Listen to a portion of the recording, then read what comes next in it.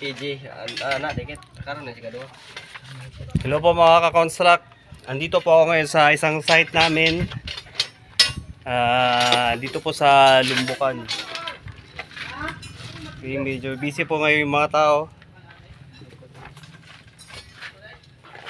Ito po, tapos na po kami sa perimeter fencing. I-ano na lang po yan pag makapagtapos kami ng maglagay ng mga boulders dito. Currently, may makikita yung mga linsa. Itong mga nylon na to, ito po yung mga reference namin para dun sa mga poste. Ito po yung site engineer namin, si Bernard. Bernard, kaway. Para sa mastermind dito. Ito naman, ito yung pinakamakulit dito. Ito si Jay.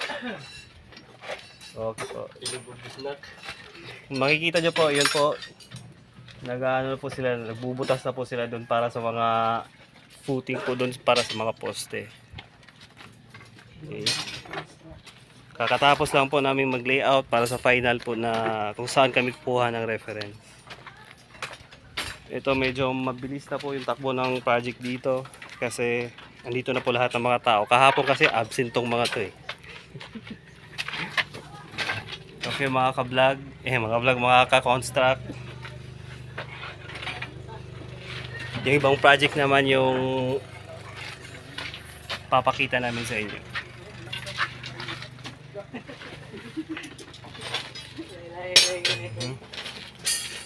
Yung tutorial po na papakita namin, papakita po yung mula sa umpisa hanggang sa pagtapos.